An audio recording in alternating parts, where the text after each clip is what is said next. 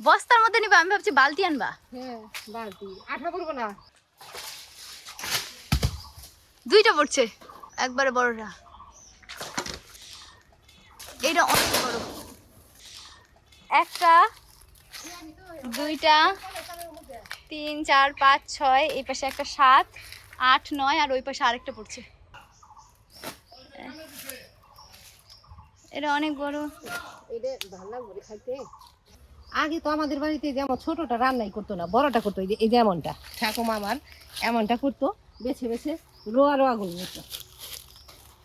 সকালে উঠে যতই তাড়াতাড়ি করি তারপরে তো বাসি টাসি কাজ সারতে সারতে দেখা যায় দেরি হয়ে যায়।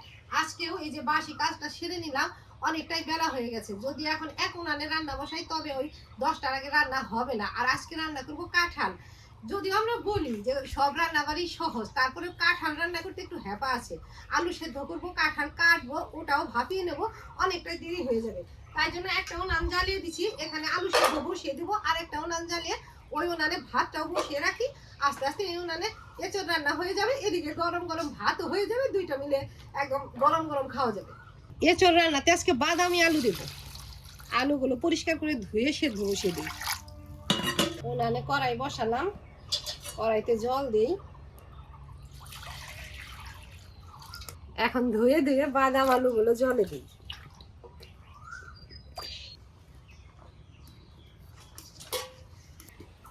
মাঝে মাঝে বৃষ্টি হয় আর লাকড়িগুলো দেওয়া হয়ে যায়, উনান জ্বলতে দেরি হয়। যাই হোক, চাল ধুয়ে নিয়ে এলাম, এখন এই হাঁড়িতে দিয়ে দিই।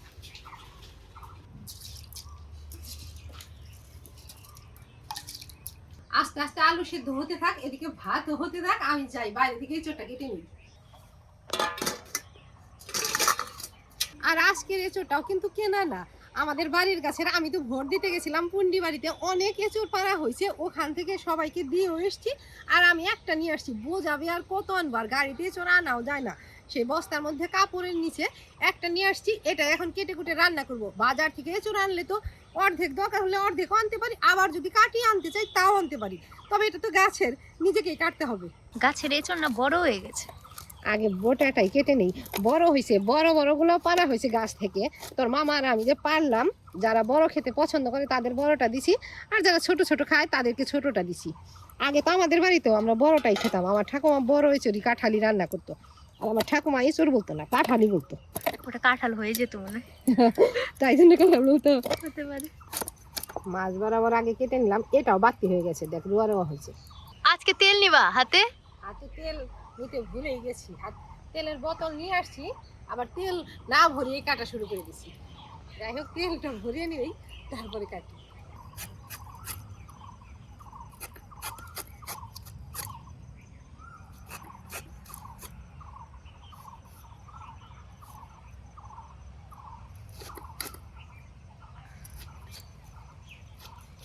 একটা এঁচড় ফেলে টেলে কতটুকু আর হবে, এই বুকাটাই কত মোটা। অন্যান্য বছরের তুলনায় আমার কাছে এবার বেশি কাঁঠাল ধরছে। মাও বলছে যে প্রতিবার এত ধরে না, এবার বেশি ধরছে একদম গোড়া থেকে। তবে ধরলে কি হবে, ছোট থাকতেই খেয়ে ফেলতে লাগে, খেয়ে ফেলতে হয়। আমিও বলছি সবাইকে দিয়ে দিও, কারণ পাকলে পরে ওরা খায়ও না। আর ওই গ্রামে না কাঁঠালের দামও বেশি না, বা আশেপাশে কেউ নিলে তাদের কাছ থেকে তো আর দাম নেওয়াও যায় না। বলছি যে এভাবেই খেয়ে ফেলো। আর আশেপাশে কেউ নেয়ও না পাকা কাঁঠাল আছে। আর কাঁঠাল, পাকা কাঁঠাল পরে একদম ছেদ্রা হয়ে থাকে, মাছি টাছি সব এসে যায়, নোংরা হয়। আর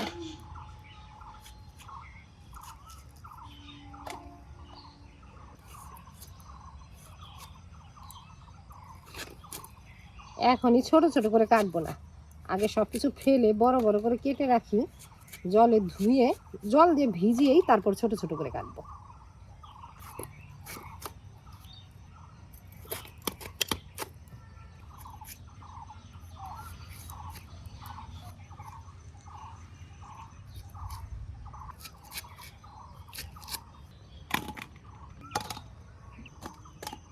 পুরো এঁচড়টাই তো ছিলে বড় বড় টুকরা করে নিলাম, একদম 50-50 বের হয়েছে, অর্ধেকটা খাওয়ার জন্য আর অর্ধেকটা ফেলার জন্য।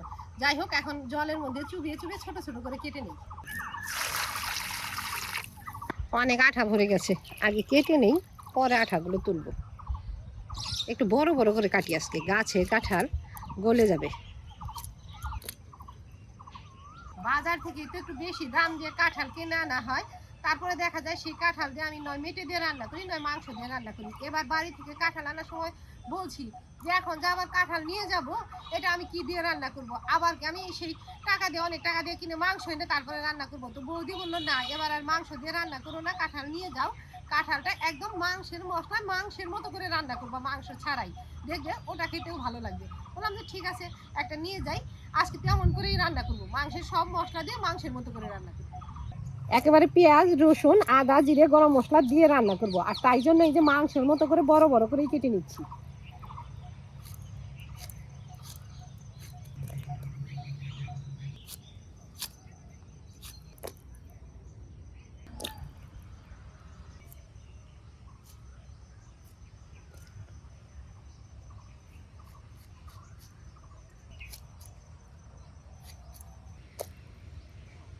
একবার এখানে কষের জলটা ফেলে দিয়ে যাই, বাড়িতে গিয়ে আবার জল ঢেলে সেদ্ধ বসাবো।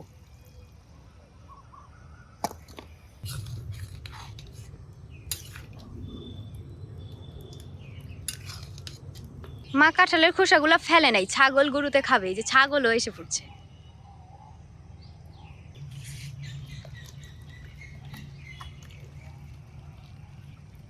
আলু প্রায় সেদ্ধ হয়ে গেছে, আলুটা নামিয়ে এঁচড়গুলো সেদ্ধ করবো।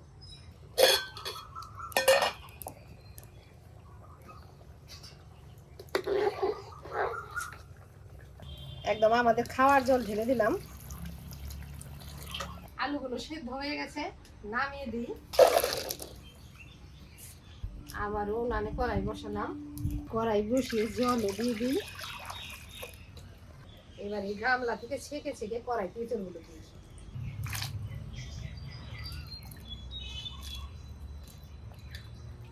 অল্প নুন হলুদ দিয়ে দিব, লবণ ছড়িয়ে দিলাম। এখন অল্প হলুদ গুঁড়ো দিয়ে দিই, কাঁঠালও সেদ্ধ হবে আর কষগুলো একদম ছেড়ে যাবে। এই তো বাস, দুই ওলানে দুইটা হতে থাক। এদিকে আলুগুলো ছিলে নেই, আলু ছিলতে তো বেশ সময় লাগবে। খুকি কয়েকটা ছিল আসি।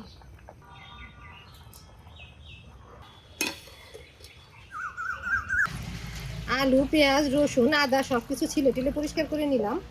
এখন যাই, এগুলো আগে বাইরে ফেলে দিয়ে আসি। এদিকে আবার ঘুরে ঘুরে বৃষ্টি নেমে গেছে। এঁচড় ভাপানো হয়ে গেছে, কড়াই সহ এখানে নামালাম। আরেকটা কড়াই বসাবো রান্নার জন্য। রান্নার জন্য আরেকটা কড়াই বসালাম। এদিকে ভাতও হয়ে গেছে, এক উনানে ভাত হলো আর এক উনানে আলু সিদ্ধ এঁচড় সিদ্ধ করা হলো। আর এঁচড় আলু সিদ্ধ করে রান্না করে যদি ভাত বসাতাম, খেতে খেতে 12টা বেজে যেত। যাই হোক, ভাতের হাঁড়িটা নামিয়ে দিই।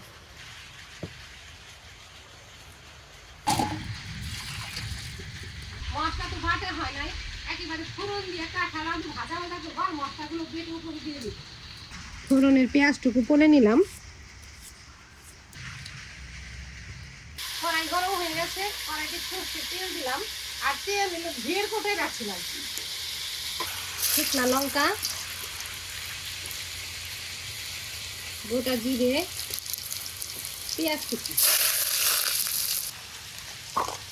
এই তেলগুলো জল থেকে ছেঁকে ছেঁকে তুলি।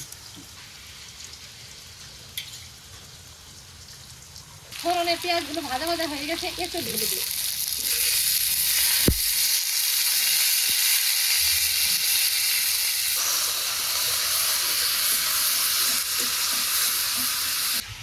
পেঁয়াজ আদা রসুন একসাথে বেটে নেব, কয়েকটা কাঁচা লঙ্কাও নেবো এর সাথে।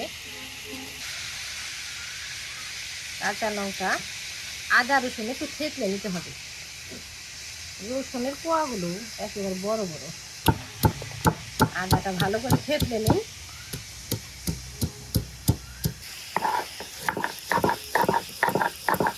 এঁচড়গুলো তেলের মধ্যে নেড়ে চেড়ে এখন এই যে জল থেকে ধুয়ে আলু দিয়ে দিই।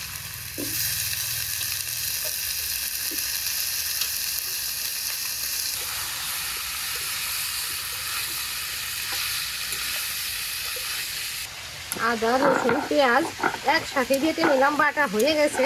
এখন এই পাটা থেকে নিয়ে এই কড়াইতে দেব, সাথে কাঁচা লঙ্কাও আছে। এই বাটা মশলার সাথে নেড়ে চেড়ে কিছু সময় ভেজে নেব, তারপরে গুঁড়া মশলা দেব। বাটা মশলার সাথে এঁচড় আলু ভাজা ভাজা করে নিলাম। এখানে হলুদ লঙ্কা ধনে গুঁড়ো আছে, এটা এখন ছড়িয়ে দিই। এখন নেড়ে চেড়ে সব মশলার সাথে ভাজা ভাজা করে তারপরে ঝোলের জল দিব। অল্প জল দিই মশলাটা ভালোভাবে কষানো দিয়ে। নুন দিয়ে তো সেদ্ধ করছি, তবে কষানোর সময় এখনো নুন দেই নাই। কষানো প্রায় কমপ্লিট হয়ে গেছে, এখনই নুন দেব। আগে যদি নুন দিতাম এঁচড়গুলো একদম ছেড়ে যেত, তাই পরে দিলাম। এখন এই ভাজা জিরেগুলো মাংস রান্না সব মশলায় ভালোভাবে কষিয়ে নিলাম। এখন ঝোলের গরম জল দিব। সব মশলাই প্রায় দিয়ে দিয়েছি, খালি গরম মশলার গুঁড়া দেওয়ার বাকি আছে, এটা একদম শেষে দেব। মাংস রান্না করতে গেলে যেমন ঝোলের গরম জল দিলে ভালো হয়, আজকে মাংসের মতো করে এঁচড় রান্না করছি, তাই জন্য গরম জলই দিলাম।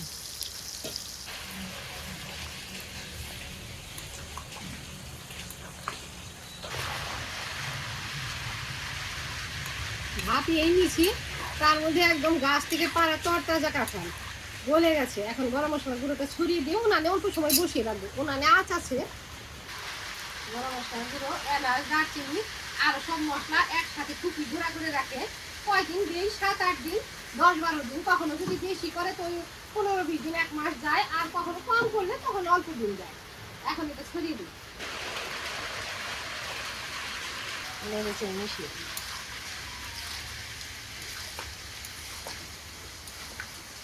উনানে বসিয়ে রাখছিলাম, একেবারে শুকিয়ে গেছে, কষা কষা হয়ে গেছে।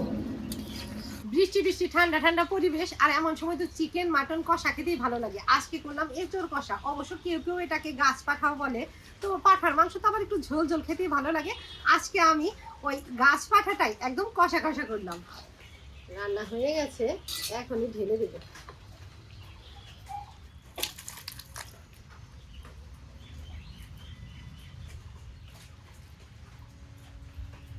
আজকের কাঁঠালটা মোটামুটি একটু বড়ই ছিল, আর পুরোটাই তো নিচ্ছি। আমাদের ভাতের সাথে একবারে খেলে শেষ হবে না, তাই জন্য মাখা মাখা করে রান্না করলাম, যাতে রাতে রুটি বা পরোটার সাথে খাওয়া যায়। তো রান্না হয়ে গেছে, নামিয়েও তো দিছি। এখন গরম ভাতে কুকিকে বেড়ে দিই।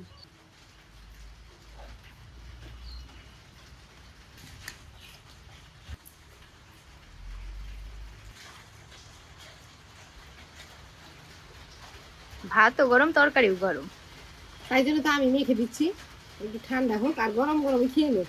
বৃষ্টি বৃষ্টি পরিবেশ। অনেকগুলো ভাত তো বাড়ছে, দুজনেই খাই এক থালায়। খাই, আমাদের সুবিধা, একটা থালা ধরলেই হয়ে যাবে।